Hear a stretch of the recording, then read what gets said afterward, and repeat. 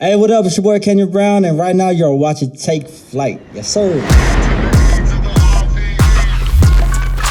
Hey, yo, what's good? It's your boy Wings and 24 Karat Kev. Hello. And you're tapped in with the Take Flight podcast. We're here today with someone I know for many years, but I've never been on camera with before. My dog, Kennyon Brown. What's happening, brothers? Episode 2, Kennyon Brown. What's going on, brother? Good, bro. Nothing much. How about you guys?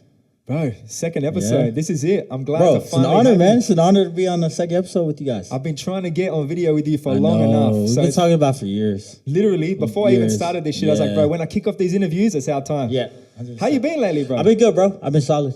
Just working, planning away. You know, Yeah, we're still kind of early in the year, so but Alright. got a lot going on this year. So yeah. I bet. How about let's you just guys? kick How straight you in. guys? Oh, bro, we're just here. Yeah? We're vibing. We're Good? just trying to get this started, get it Hey, up this is and a running. solid setup, though, man. I ain't Thank gonna you, lie bro. with you, Take bro. Flight Studios. We are here. Yeah, we got some plants in the building. Yeah. Teal Can't go wrong with some backdrop. plants. The lighting is nice. Like the aesthetics is beautiful. We're solid. sorted. All right, we're going to jump straight into it, bro. We're going to take you way, way back, all right? Way, way back.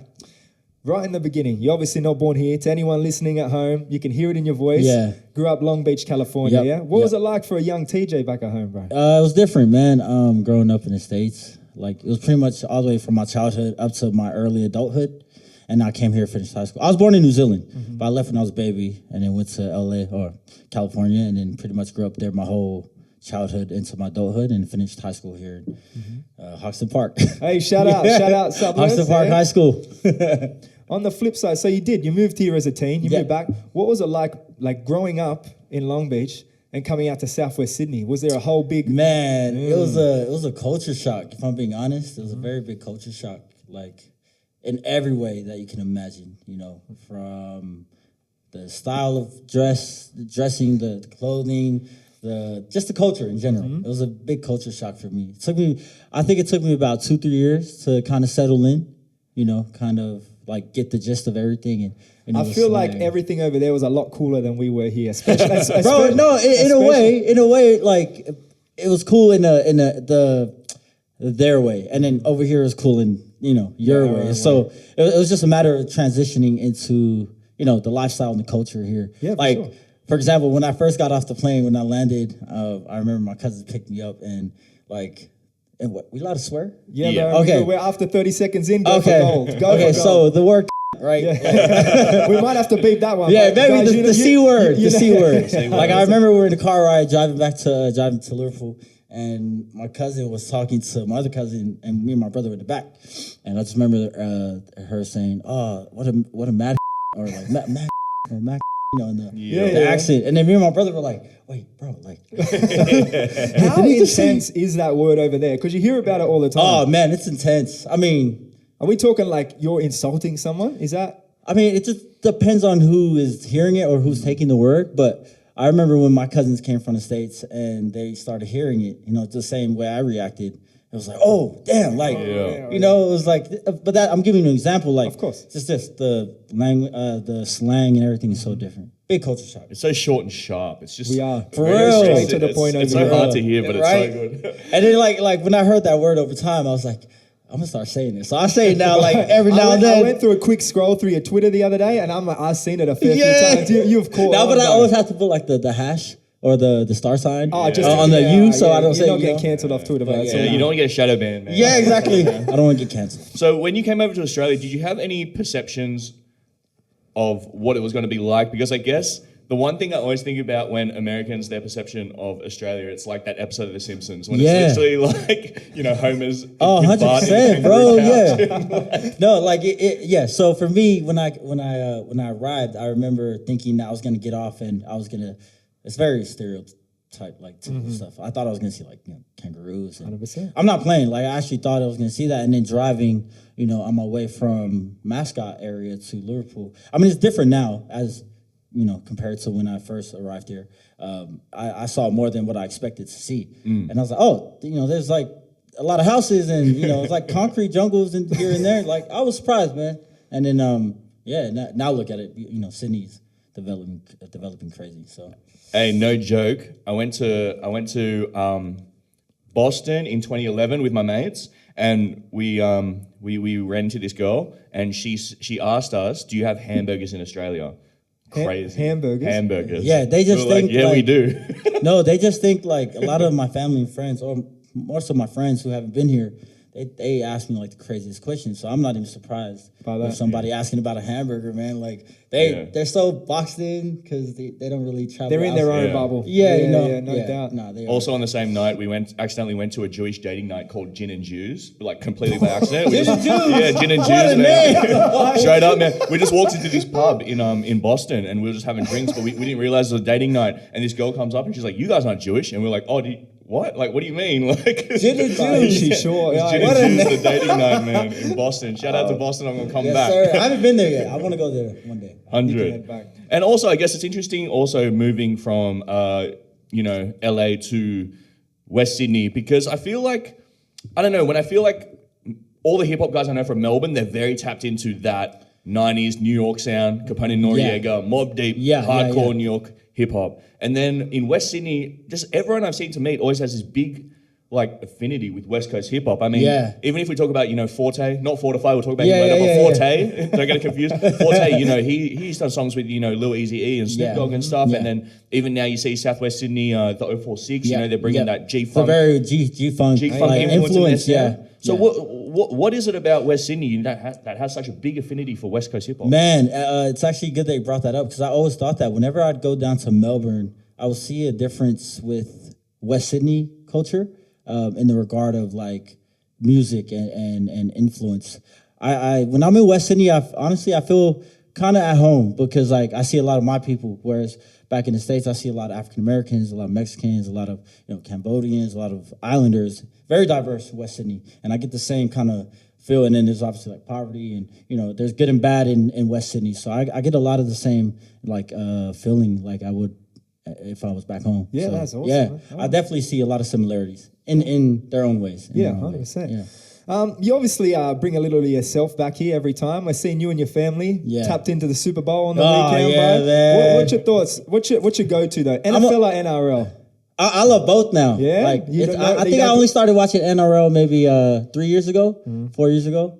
I'm kind of new to it. Still learning. You obviously go for the Panthers now, Panthers, but yeah. did you always go for the Panthers, or was there a switch No, up? so when I started watching, one of my boys, he kind of was always watching, and I was always like hanging out with them, and his team was Panthers, so I was like, it was always on TV, so I just had to watch it and learn this because it was always there. So I was like, I might as well learn the sport, and it was just Panthers. And then next thing you know, I live in St. Mary's now, and Penrith is down the road, so I was like, I might as well go for your Panthers, team, bro. man. It's gotta be your team. But I love both sports.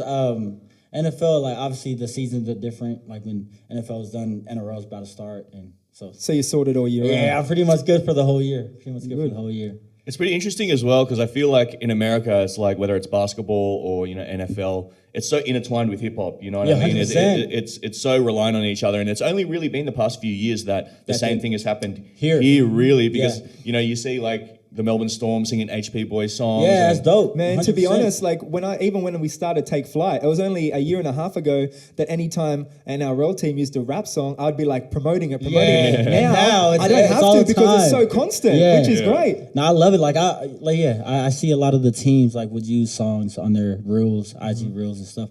And that's like I always was wondering like when will, sports over here, combine introduce and somehow bring the music from their own turf into what they do. And because that happens a lot back in the States, you see with the NBA and NFL. So Facts. good to see, man. 100%. Yeah, I think the turning point was Snoop Dogg. He played here in 2008 at Good Vibes Festival, and he wore a Rabbitohs jersey. That was the turning point because I remember I was in the crowd. Everyone was like, "Oh my god!"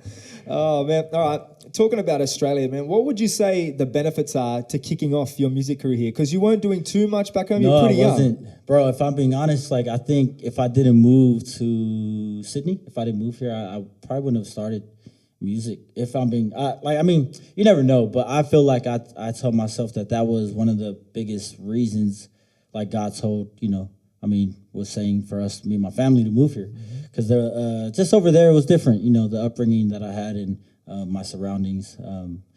There wasn't much of music was always around, but I think if I didn't come here and go through what I went through here in the regard of my upbringing and my late adulthood and high school stuff, I don't think I would have started music if I'm being honest. I was always singing, like I come from a family of musicians and music is around us, but in the sense of making music, I don't think it would have happened if I didn't come here. Well, shout out Sydney first. Yeah, of all. no, 100%. So would you say, from what you know back home, and you know a lot of artists back Yeah. home, obviously you've collabed with a few of them, would you say there's a benefit to kicking off here? 100%. And the environment here? Yeah, because like back when I was living there, I mean, I was still kind of young, but with technology we have now, it's easy to be able to get a laptop and and just start making music and just grab a mic interface. But I think when I started here, there was so many resources to be able to go and make music and just learn the creative entertainment. Shout out Street Uni real quick. I was about to say, bro, Street University. That's where I started. But whereas back home, like it's more so like YMCA, and I don't think there was many resources in that sense that you could go and learn how to make music. Well, at least not that I knew of, but I know here there was always something going on, and they're very like the support from like the council and the government for the youth here is pretty solid, compared to back there where I grew up and what I was around all the time. So Yeah, 100%. I didn't know that you started at Street Uni. That's crazy. Yeah, that's where I started, bro. Shout out Liverpool Street Uni. Yeah, Liverpool Street Uni on the corner. I think they might have moved. It's moved now. I don't know if they're open yet or. But shout out the people at Street Yeah, Uni. shout out Straight to up, man. University. Yeah. Very pivotal in the early days of Yeah. 1-4 as well. 100%. And even other guys like, Heaps Decent. I know like, the organization helps teach kids how to make music and make beats. I know Rops one. He started through Heaps Decent. So Heaps Decent, Street Uni, all the programs Street Uni, teaching big kids how shout to out make to Street music. University, man. Like Shout out to you guys, big the real love. MVPs. I will never forget that part of my career. I remember just going there because. Should we talk about this now? When I was dancing, I was just about to kick into it, so it's Man, a perfect okay, lead. well, Hey, yeah, well, jerking days, yeah, my brother. well, no, Hey, yeah, surely so- that environment is what helped kick off that's your what music started life, right? it. So Team Outsiders, shouts to all the boys. Shout out Shades, Hayden my was cousin around. Shades, bro. Mr. Wings was around for that period of my time, but Oh, yeah. that's where it started for me. I went to Street Uni. We'd always do rehearsals and get ready for like events and just practicing there. And I just remember always seeing like a studio room, and I was like, oh man, I want to learn how to make music and yeah, that's where it began. Like, because I was always there at Street Uni practicing with the crew. I was telling myself I'm just gonna go learn how to make music, and then I learned from there. Things were crazy back then. Work rate was crazy, right? It was a kind of like the mixtape era too. I don't know what everyone's mixtape era was, but for me, Kid Ink, Meek Mill, Wiz back Khalifa, then, work rate was crazy back in the day, right? Not so much anymore. It's real heavily singles based.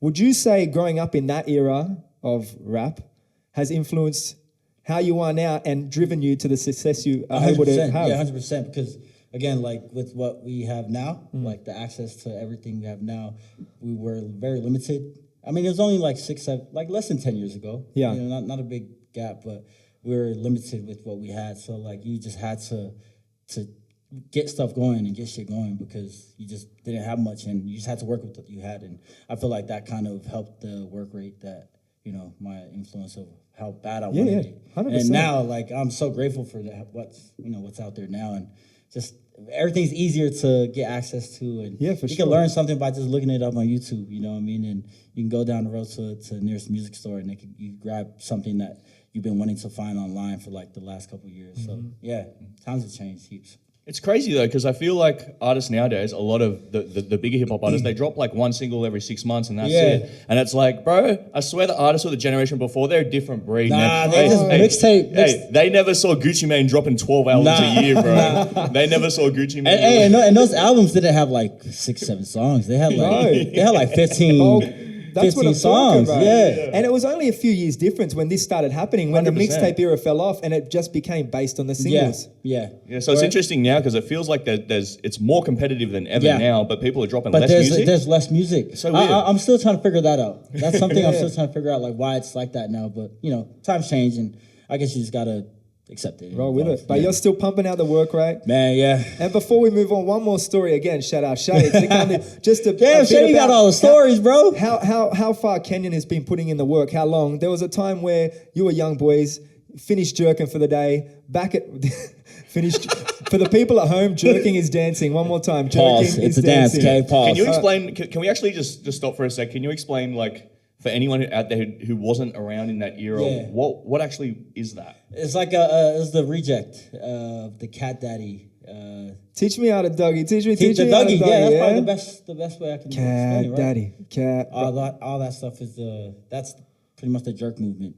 That was 100%. And it was just jerk crews, people one-on-one each Yeah. other, people group on group each other. Yeah. Shout out, some other artists There's who were a- back in the jerk days. Yeah, Probably not yeah. what There's a people few know about. artists out there that I know that are making music now that we're in dance crews. Yep. Manu. Another thing about that era was the dress. Me and Wings were talking about it before. Bro, we're talking fluoro pants. Swag. If you Swag. didn't have a Tisa snapback, Nah.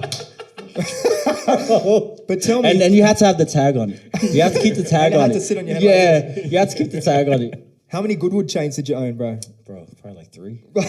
Easy. Oh, my Colored gosh. ones, the dark one, the straight one. Yeah. Last Kings logo. Yeah, bro. Last Kings. Was it just me as well, or did Filipino guys only wear Larry Bird jerseys and no other team and no other player? If you're Filipino, you just had to have a Celtics Larry Bird. Oh, the accuracy. Oh, bro. On that. I was around. I never delved that much into it, but I was around. You remember seeing it? Like Yeah, I seen a lot it, of man. the people that would always be like, "Bro, you used to jerk." They're like, "What the hell was that?" I'm like, "Yeah, honestly, I don't know." It was just it was a good fun time. It was a good. And fun for those time. that might know TJ from where, but Kid Cali, that Kid was the Cali. name. I can't believe you lost the name, Cali. man. I It's, know, it's man, memories Kid now. Cali. 'Cause But that everyone was was like, "Hey, what's your name?" Then some people wouldn't know my name. Oh, that's a kid from California. Like, Yeah. Oh, Kid Cali. So it just kind of. it worked. Yeah. I mean, if history tells us anything, it's that music and fashion and everything is cyclical. So I reckon 5 years time, it's gonna be back. Someone's gonna bring it back. It's gotta come back. I've been seeing it. Like I've been getting like random DMs and, "Hey, Kid Cali," and I'm like, "Yep, let me exit that one. Let me swipe fast on that one." Oh, bro. But look, before we move on, I want to tell people at home how long you've been working at this, man. Like Yeah. you were home as how old were you during these jerk days? I think I was like maybe after high school, so maybe like 17. So 16. a good amount of time ago, right? Yeah. And there used to be times where the boys would finish their jerk dances, they go home, everyone's on the PlayStations. They'd be like, "Where's TJ?" And you come running in, "Check out my beat, boys." Boom, boom, boom. Get a bit of approval. All I'm right, just straight sitting back here- to it. I'm just sitting here thinking of those days, man. And And it was always at Shade's crib too. We were always at Shade's house. I remember those days. And I feel like it's exactly the same because your work rate hasn't declined. You're still releasing projects. Yeah. You're still out there 24/7. Anyway, let's move on from there, man. But good guys. times, huh? Good times. Good times. Look, another thing other than your work rate that I'd say contributed to your success would be building a core fan base, yeah? Yeah. You've built a real core fan base, but not just around the road in Australia on capital cities, but to regional towns. Yeah. What was it influenced you to start hitting these regional towns? Because it's not something you see a lot of people doing. Yeah. And I'm talking like, you know what I mean. Yeah, I've lost it there, yeah. Like it's crazy how that whole thing kind of started. Because I didn't think I was ever gonna be able to reach the regional towns too. Like when I made music, I was thinking like, oh, I'm gonna go Sydney, Brisbane, Melbourne, and do shows and have like crowds. But I never thought at the start of my career that I would be able to go to these smaller towns. And it kind of began back with Fortify. Fortify, he kind of introduced me. Sorry, let me take it further back than that. So I met Will Singe. Shout out to my brother Will Singe. He introduced me to Fortify, and then Fortify was like, "Bro, do you want to go do some regional shows? Like, we go out to these smaller towns and like we put on our own events. Like we book the venues or book the clubs, and then we take the risk and take the door, but we just like promote to these places and just take it to these smaller towns where they don't get much." So he started bringing me to these places just to host. And like this is when I maybe had like 1 or 2 songs. I wasn't really making that much music at the time.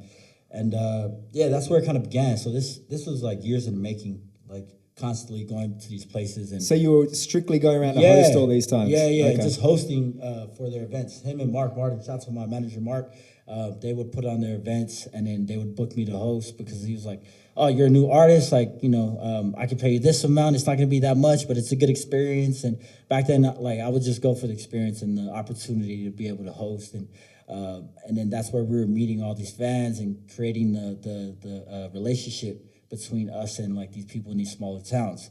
So then we started releasing music, and then that's where I met Noise, DJ Noise, and then DJ Noise is a king in these towns, man. Like they love their party anthems, they love their like drink up songs, and that's what Noise was. He was like the backyard barbecue DJ remix playlist guy. Remix King. And then that's where it kind of really kicked off. Like I did singles with Noise, and then we started doing shows, and then that's where the fan base just grew, and then Donnell Lewis was with me, my bro Donnell, and then I brought my sister out and my brother out, and now we're just I love going to these places, man, and it's always a good time and a fun time, being able to be in these smaller regional areas around Australia. So yeah.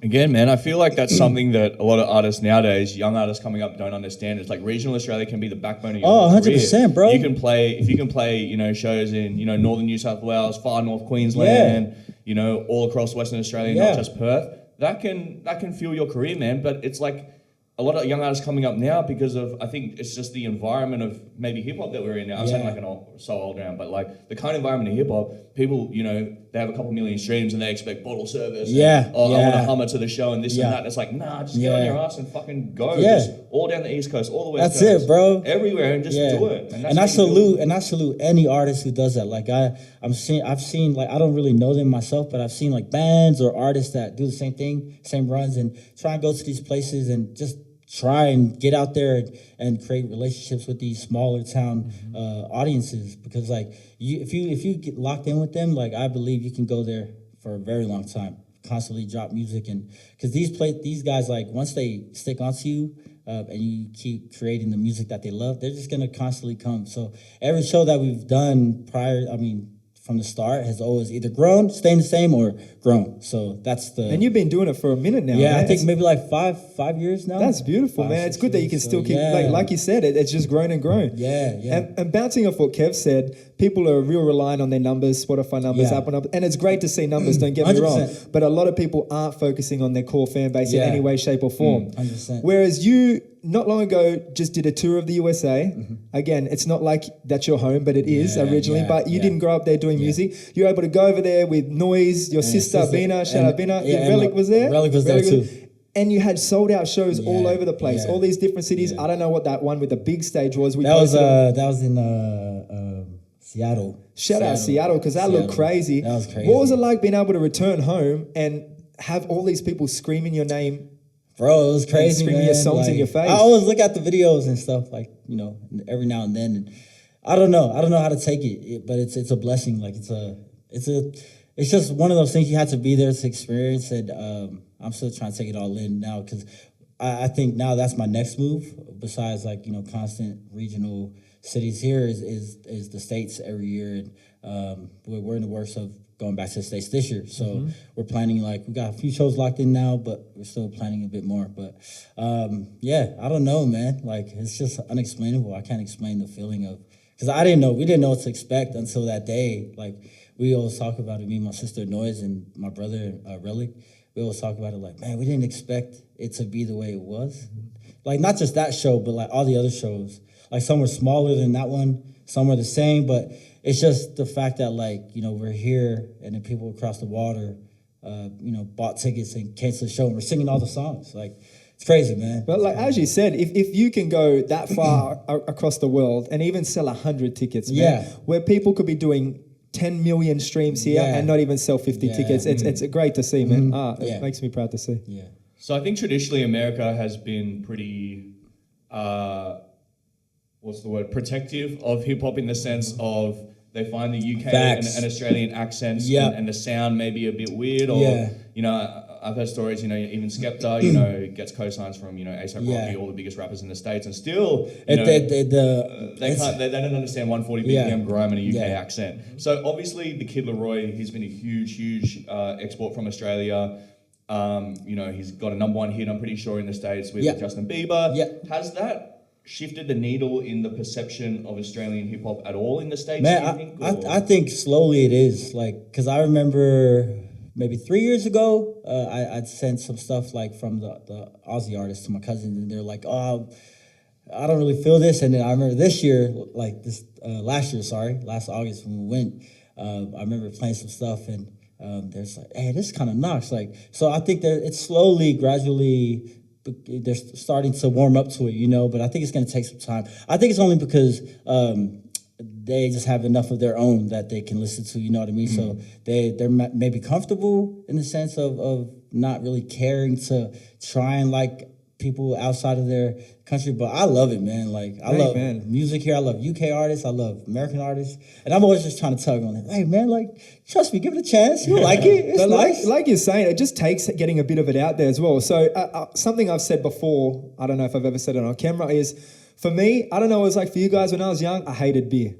I hated beer. What? I hated beer, bro. I liked vodka. I hated beer. Yeah. Okay. It wasn't until I was on a big old bender when beer was the only thing, and I had to drink beer And you after had beer to. after beer after beer. From that day onwards, I loved it. All right, it just took enough of it. That's what and I I think mean. it was the same with even Australian music, because at the start I wasn't a big fan of Australian music and what we had. Yeah. But the more I heard, the more it drilled into my head. Now look at me, bro. Yeah. It's my entire life. Yeah. So if that starts to catch on in places like America, it's No, only a matter of 100%. time. Like I said, when the scene really popped off here, I remember sending stuff to my cousins and friends, and I was like, bro, this is like what's growing up out here now. And they're like, nah, I can't feel that. Mm-hmm. And then when I was in last August, I remember some of them were talking about like HP Boys, like 1-4, like Young Lips, like all these other artists from out here. And I was like, okay, that's good then. I didn't bring it up. They brought it up. So that means that they might be like, I guess, catching on to it slowly and surely. So it's a good sign. Good sign.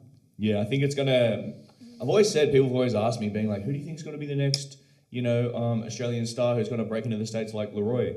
And I always think it's going to be a melodic artist. I think it's going to take a couple more melodic artists 100%. because the accent still is so hard to swallow. You can't just say anyone up there is like, yeah, fucking how you going? They're just like, oh my. Yeah, I know, it's hard. Yeah. It's hard. So I think it's going to take a couple more melodic artists. Yourself obviously doing great things, and you mentioned YL as well. And I always said, I think YL, he might be. Bro, at the same time, melodic artist for sure, 100%, easily. Yeah. All right. While you're over in America, was there any standout moments either on or off stage that you didn't expect, whether it was with fans or just with your family or something you've seen? Man, there's a lot. I mean, just being able to, I have my niece come over there, like my sister's daughter come over there, first time in the States, and being able to spend time with her and bringing like my sister's family over.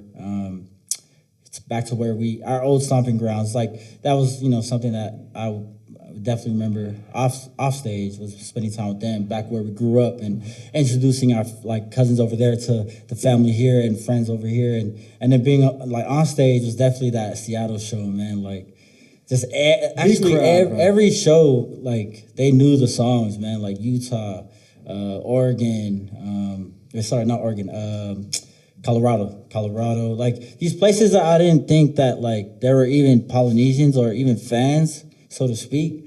It was just crazy, man. That's awesome, bro. Yeah. I love Big to see eye it, opener, bro. man. Big eye opener. Did you go to Boulder in Colorado? Is that where you played? What? Sorry? Boulder in Colorado? Nah, I went to Colorado Springs. Colorado Springs. Do people still ask for autographs, bro? Yeah, 100%. Have anyone asked you to like autograph some really questionable things or not? Yeah, of course. How Like, far are we talking? Oh, like, yeah, like. All right, yeah. Yeah. Oh. Yeah. Oh, Wait, we're allowed to talk about it? Yeah, Like, yeah, go for it. Yeah, like some panties. Oh, like yeah? Panties. But can I ask, did they, like, are they fresh panties straight out the Bro, packet? it was fresh panties, panties. She was like, "Can you sign my panties?" And I was like, "What the hell? You got panties in your pocket for?" Who before a show goes, I'm just pack these up just in case I get to meet you. Even like the normal stuff, body, bra. I had a girl asked us. Yeah. Anyways. All right. All good. Anyways. But you mentioned before going back there to travel, play some more shows. You mentioned previously about moving back there. Is that still on the cards? Or Yeah, we've 100%, taken that man. off? That's we're in the works of doing that right now. I definitely don't want to leave Australia. I love it here too much now. So I definitely will probably go for like a few stints and then come back. Reset, go back, because I love the life here. And there's just so much here. And I pretty much settled here. I call this home now. Alongside California being home too. So I'll go back for a bit, come back, go back for a bit, come back. So All right. yeah. Quick trips. But it's definitely gonna happen. Probably end of the year. We're looking towards, hopefully. It'll give you if you already got that fan base over there, it'll give you the push you need. That's why I want to, man. Like, I feel like it's a matter of just getting out and trying to step out of your comfort zone and take a risk. I feel like there's no reward without a risk, without taking risks. Mm-hmm. So I don't know how it's gonna go, but I'll never know if I don't worth try a shot, bro. Right. Worth a shot. So, yeah. Hey, on top of your regional tours, your international tours, you've done a lot of remote tours of Aboriginal communities. Yeah. I know you've talked about this before, but I'd really love for our fan base, our listener base, to have a listen. What was it that put you on to going out to these communities? And what was the last tour you did? The Project Love tour? Project Love, yeah. How did you get the idea to go out to these places to begin with? So it started from the regional towns. Yeah. And a lot of the regional towns, they're heavily indigenous populated. So I would meet a lot of these fans, and then next thing you know, like as time passes on, oh, you should come. Like a lot of the people that come to our shows, they don't actually live in these places. They live outside in the community, so they would come, and then I'd meet a lot of them like, hey, you should come visit this community, or can you come here, and then, you know, from emails, DMs, and messages on Facebook and IG, that's where it kind of started. So that Project Love one started with, I actually got adopted by like a Aboriginal family up in Arnhem Land, so west, like north of Arnhem Land, in a place called Wadawee. It's like a small community island off the coast of Darwin, and that's where the idea began. Like my brother was like, hey, we can go to these places and visit like these other communities if you want to do like some shows. So it was just a random idea. How do you get adopted into a family? Is that like, just their... it's if once you create like that brotherly bond or a family bond with them, then it's like kind of like a, bro, I want to bring you into my family. I want to adopt you into my family. So I met him, then introduced me to the father, and then the sisters and the brothers and everything. And then next thing you know, like I just felt like at home when I wasn't in Sydney. I felt like I was at home with these guys. Yeah. And that's where it began. And then next thing you know, it's like, bro, let's go visit some communities and do some shows and see how it goes. Because a lot of these guys are like seeing that you're at this community, and then people would be like hitting him up, like, bro, can you bring him here? Can you bring him here? He's like, bro, these guys want you to come. So we would just go and visit and then put on a show. And then next thing you know, councils were starting to call us up like, hey, these kids keep asking for you. Like, can you guys come and do a show for them? And then, you know, we could figure it out. And yeah, that's where we put together a little tour. It's about five, six communities. And then that's where it began. So now we're going to make it like an annual thing. And I make just it like saw it today. Yeah, You talked it's about funny you Project actually Love brought it too. up, because Yeah. I got a call today saying that the talks have began, and we're looking to go again. Project Love Part 2. So yeah. Hey, I don't care how powerful people's fucking marketing campaigns and shit are. Nothing is more powerful than word of mouth, man. Oh, 100%. Like you put on a good show for people, and they tell their friends, Word of and they mouth. tell their friends, and they tell their friends. That is, it's unbeatable. You know what, bro? Word of mouth as promo and marketing is probably definitely like will never get old. That you're right, bro. Like that's one of the best marketing ways of getting around. 100%. So that's where it began, bro. It was word of mouth. And you also brought Creasy on the road with you? Yeah. At one time. So how was it having him on the road? I assume he has some huge expensive shout out camera. Creasy, bro. Nah, so you know, we're still independent and everything comes out of our pockets. So I couldn't really fly with the whole team like Aaron and Maxed Out and everybody. And I was like, Creasy, bro, like I know this is a very crazy idea, but would you want to come? He literally came he arrived that morning, he left the next morning. Like, so he arrived at like 6, 7 a.m., probably 5 or 6 a.m. And we had to drive out to the community, which was like, okay, so once he landed in Darwin, we drove maybe 4 hours on the highway, 2 hours on dirt, and then we had to boat. We got to the coast and boated over. Because remember I said it was like a community island? I saw you on like a little dinghy. Yeah, it's like a little boat, and these are some pretty rough waters. And so we got to the coast and then boated over, and we had like limited time with the sun. We were trying to catch the sun, had like 2 hours. Shot for 2 hours, and then boated back over, docked up, drove back to Darwin, and then the next morning, I'm pretty sure we had to shoot, and he had to fly out that night. So it's like, yeah. Beast of an effort on Creasy's Not part, much right? sleep, bro. I told him, I was like, bro, you get much sleep? He was like, nah, I had to edit last night. But look at the beautiful outcome. You got that's some memories that's gonna last. Yeah, so forever that was for you. that place we shot at was actually is where the family's from. So that's Awesome, man. Yeah, man. Shout out to Creasy one time. And You have to, man. And you mentioned Maxed Out as well. And I just wanted to say as well, like, You guys been around. when we talk about, hip hop and, this explosion that we had in, 2018, 2019, when everything kind of raised the bar a lot. Of course, the music was getting a lot better. The music was getting a lot more global sounding, of course, and the producers and everything. But it was the videos as well, Visually man. too. It was Up, like man. the videos were such a huge part of Yeah. it, because I feel like for a long time, and this is still cool, like from my scene at least, it was like mobile phone videos of dudes punching bongs in the garage and rapping in the DIY home studio. That was fresh, you know? But like when these videos started coming out, even remember when people saw One for the Message and there was like 100 dudes outside the courthouse and Maxed Out was filming Maxed Out was filming. He did the whole thing, right? Yeah. Yeah, and that was such a huge part of it. So I just want to shout out,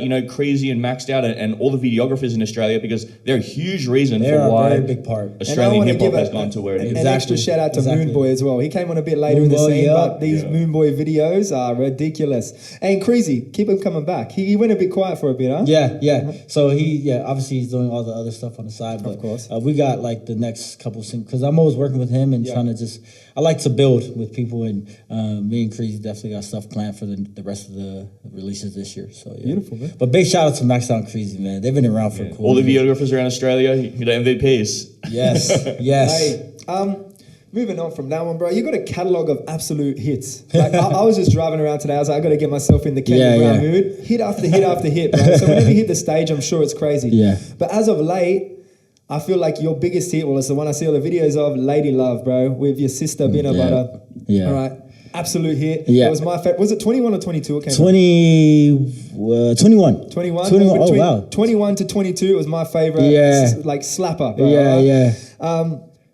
How did you go to getting back in the booth with her? Because you had a track with her like 5 years prior. Yeah, a long time ago. Yeah, baby. And that's your sister. I'm sure you're around after. What made you go, all right, it's time. Let's give this a go.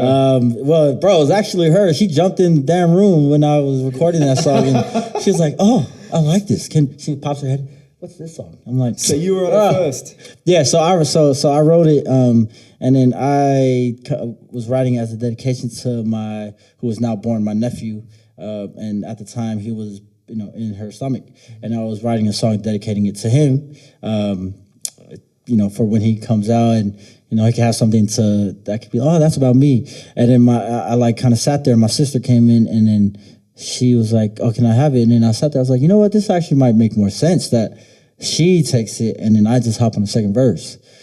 Bro, and the next thing you know, I honestly don't think if she didn't have it as her single featuring me, I don't think it would have went the way it went.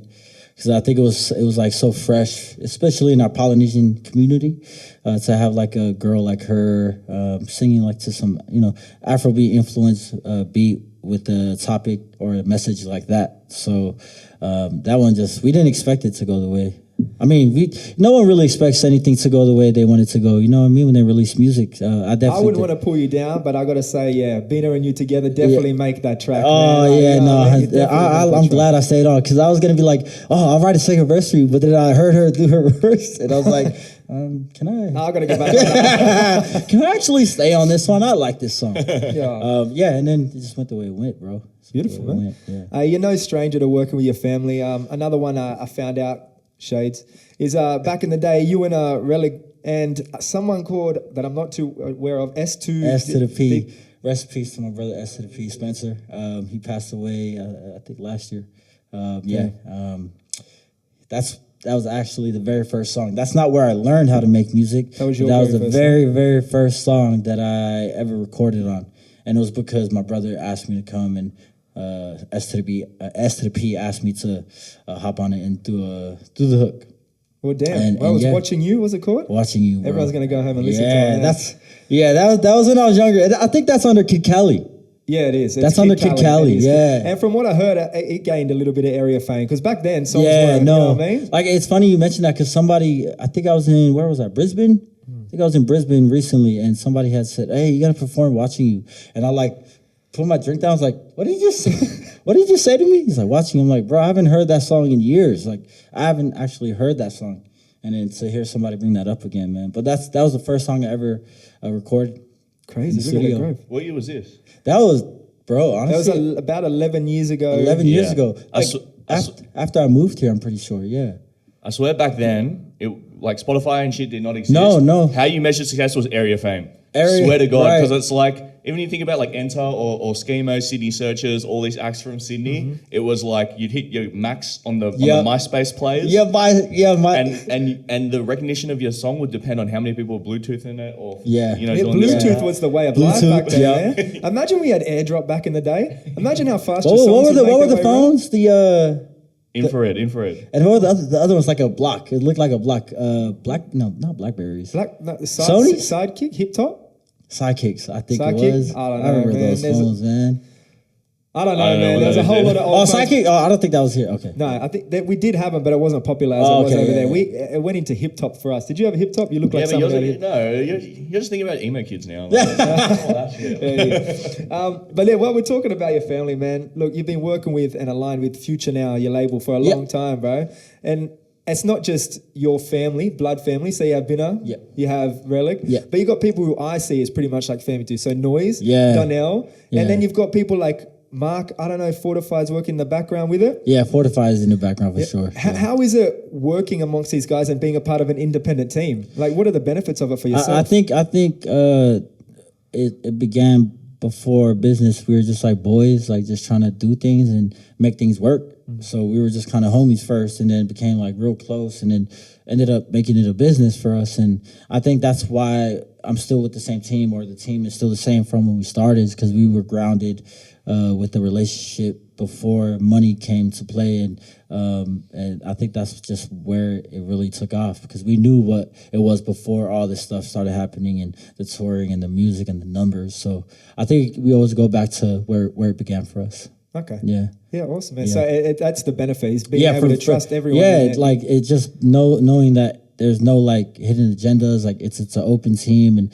everybody speaks their mind, and like there's nothing hidden. You know, you don't feel like, oh, I don't trust this guy, I don't trust that guy. Like it's love, man. Like between all of us. Yeah, 100%. And I feel like the team element is like so important. Very in music, important, because especially now. a lot of people think that if you're an independent artist, it's like I have to do everything myself. Yeah. And it's like, nah, that's No, you not. can't. It just means you're not signed to a major. Yeah. So it's like, Yeah. If you're independent, you know, you got to have like, you know, a manager, you can have a booking agent, you Yeah. can have a publicist, just Yeah. people that share your vision and they help bring your vision to life. I just think that people get stuck on the independent means. Yeah, I like, do by everything. myself. Me. Yeah, And it's like, 100%. no, you can Yeah. have a team of 10 and still be independent and still kill it. You That's know? it, bro. And I feel like it's people now need to respect the teamwork like method of trying to get places and go ahead and get ahead of in your career, because I feel like trying to be like, yeah, I do it myself, I book myself, I do all my da da da da. But it's like, bro, like you can still do all that and be great, but have a team, man. There's nothing wrong with having a team and having people do certain things for you. Like there's nothing wrong with that. You know what I mean? So I think it's proven that having a team behind you is going to take you a whole lot further than 100%, you can try and fit everything into just yourself. Yeah. I figured that out when we tried to do this fucking podcast. Didn't know how to do a room or put a camera up. You should have We got seen a team. before this room came along. Me and Kev were about to work out of a dungeon, bro. So shout out to what we got here. Shout out to the Solid interior spot, designers. man. But yeah, it's teamwork, bro. Teamwork makes the dream work 100. Hey, on top, Oh, we just spoke about Fortify just then. Yeah. Actually, one of the first songs I heard you was Fortify, Fortify. Mr. Nez. Yeah. Until the Morning as well. Till the morning, Yeah. man. Damn, that's a throwback, man. A long time ago, that Yeah. track. So Fortify obviously is someone who, he was a rapper, and then he does so much now. He's kind of like business mogul. Yeah. Yeah. Like motivational talker type guy. Like Yeah. he does so much. I'm not really sure how to put a label on it, which Yeah. is of course a good thing. So Yeah. what's your guys' relationship like, and what's something that that he's taught you that's been valuable in your career or even personally? Like we talk quite a lot, and he's always checking in on us. He kind of lets Mark, like Mark really is the guy, because he's here with us.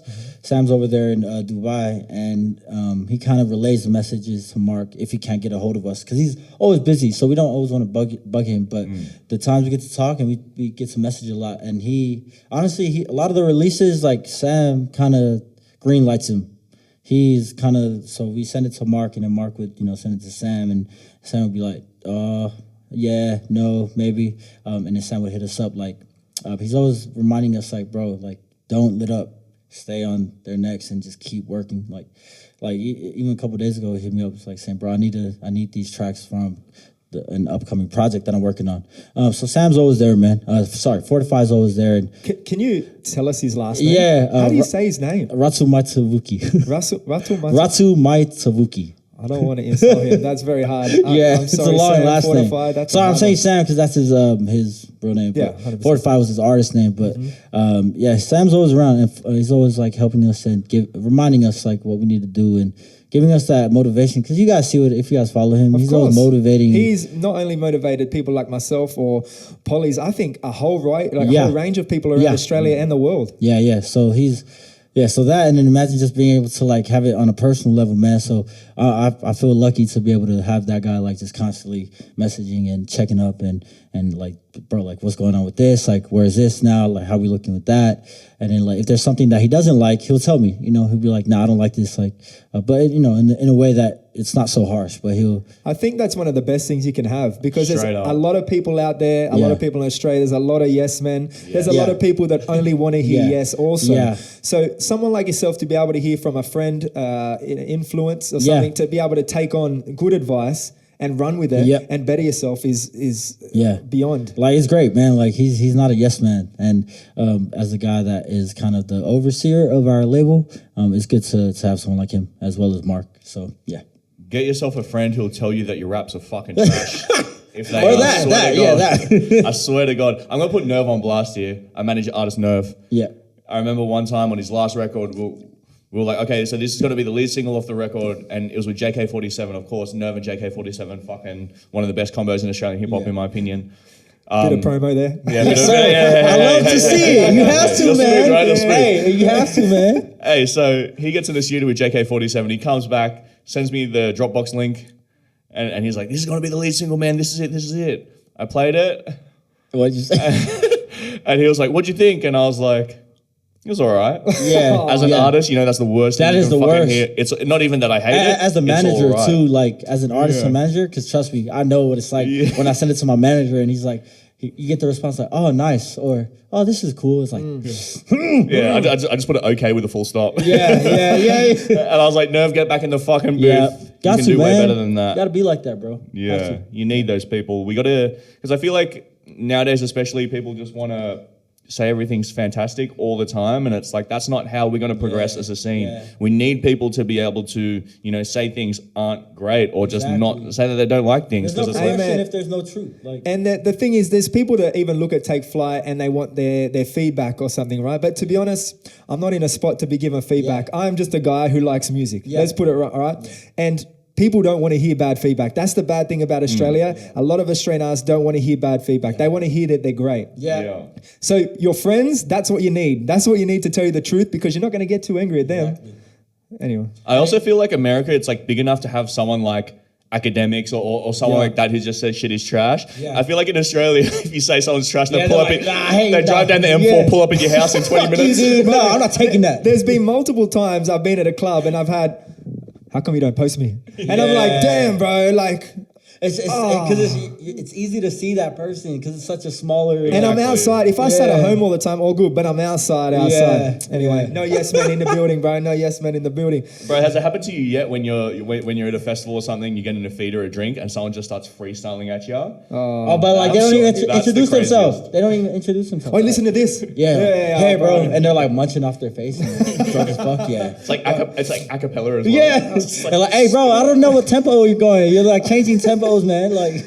Save your raps for home, bro. Speaking of inspirations, bro, not every time, a lot of the time I've talked to a lot of poly artists, a lot of young poly artists around the country now, and your name comes up as someone who's a big inspiration to them, or they're very proud of Love what that. you've I done love for that. the poly community. Yeah. Did you ever think Lil TJ back home or Lil TJ back in, Southwest Sydney thought, this is what I'm going to be. I'm going to be like an OG of the scene almost, man. Nah, I never thought that. But I like you said, like I get a lot of people hitting me up too, and it's a great, bro. Honestly, I use that as fuel, man. Like it's a reminder for me, like keep going. Like I'm doing what I want to do, and I want to inspire kids. Cause bro, you guys, we talked about like the come up, man. I was going to like youth centers and in my bedroom just trying to make music. So like I love to be able to inspire, man. And, like kids will be like hitting me up, hey man, like what should I do? What should I buy? What should I get? And I like quickly would message them as much as I can. Like, bro, just go to buy a laptop, go on YouTube, buy an interface, buy a mic, and just, bro, everything's there on YouTube, man. Because that's how I learned, on top of learning from when I was at Street Uni. So, yeah. So now that you are in this position, are there any young artists in Australia that you want to co-sign on the Take Flight podcast right now? Bro, honestly, like, because I listen to everybody, like, everyone's got their own sound, and I'm not like like a lot of the times I'm not familiar with the names exactly, but I'll know the songs and then I'll hear the voice. I'm like, Australian artists as a whole, I think they know what they're doing, and I think we're on the verge of a come up, and it's about to explode. So I think, bro, everyone that's watching this who's not an artist, listen to your artists that are local because everyone is fire here, and I don't need to tell you any more than that. I swear to God. everybody here knows what they're doing. Like, and all the artists here got their own sound, and I can't wait to see like how it's gonna be in the next 5 years to come. You know, so yeah, bro. Sure. 100%. In your head, if you could kind of, I guess, predict what the next 5-10 years looks like for Australia, can you give us like a play-by-play? Ideally, how you think it's gonna go? I see more. Okay, if I'm being honest, I see more like including of Aussie artists into more mainstream and the more like in the sports world, like where as much as you see it in the States, that's what I see. That's how I see the scene, you know, going like to the way it's going right now. I see what we see in America, like how the NBA, like, you know, gets their hip hop artists to like perform at their halftime shows, and I see that here, like at NRL games, grand finals. I see like the hip hop artists starting to get their shine. That's what I see in that sense of like where it could be, and then further than that, and being able to sell out, you know, their own big shows, like bigger than like as big as what artists from overseas come here to do. That's what I see, man, and I think it's gonna only get bigger than that. That's why I see it going. Yeah. Yeah, you mentioned sports just then, and we spoke about the Super Bowl Yeah. before. Did you watch the Super Bowl halftime show? The Rihanna show, yeah. Yeah, what do you think of it? What do you think of it? I mean, I like everything Rihanna does. So it's just like, I like the videos of ASAP Rocky being like the supportive husband at the side. Hey, but I will be honest, like the whole thing, like I was loving the fact that there were so many Islanders. I don't know if you guys know, but there was a lot of Islanders that were dancing. scenes? Yeah, Paris Scobell, she choreographed that whole thing. Yeah, I heard that. Yeah, and she's a Samoan woman from New Zealand too. So, but back to Rihanna, I loved it. Like, you know, I'm not sure, is she pregnant or? Yeah, I think so. Yeah. There was a lot of announcements, a lot of maybe. Yeah, she was still doing her thing. These people are going in before knowing for sure. Maybe she was a little bit chubby at the time. Yeah. Like their game, but No, I she think was doing her she's- thing. Like, because that's what I would say. If she was pregnant and still moving like that, you gotta give her props, man. 100%. But it's Rihanna. Come on, man. Yeah, it's Rihanna. Everything she does. Rihanna, everything's fire with her. But I did hear something interesting on the pregnancy note. I heard a conspiracy theory about the Super Bowl halftime show that, you know how Rihanna was in red and everyone else was in white?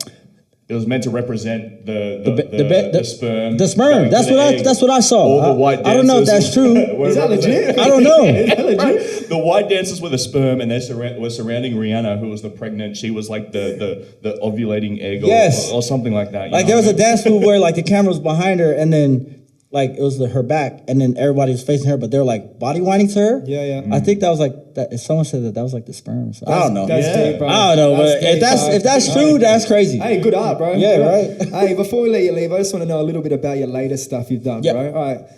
What was it in your head that thought, I'm going to turn yodeling into a goodness. modernized song, bro? Bro. Can I just say, great song. But what made you think, I'm going to I don't yodel and turn it know, into a man. hit? What does yodeling even mean? Yodel, It's yodel. you gotta let that thing. Yeah, but what is that? Honestly, I don't know. It just sounded cool to me.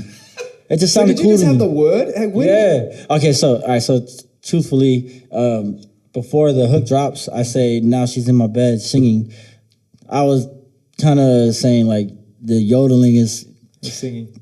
yeah, you know, it's during sex, like I know girl, what you're yeah. saying. And then I just let me try to make it fun, and I just yodeled. All right. Yodeled. But it worked. I know, right? It worked.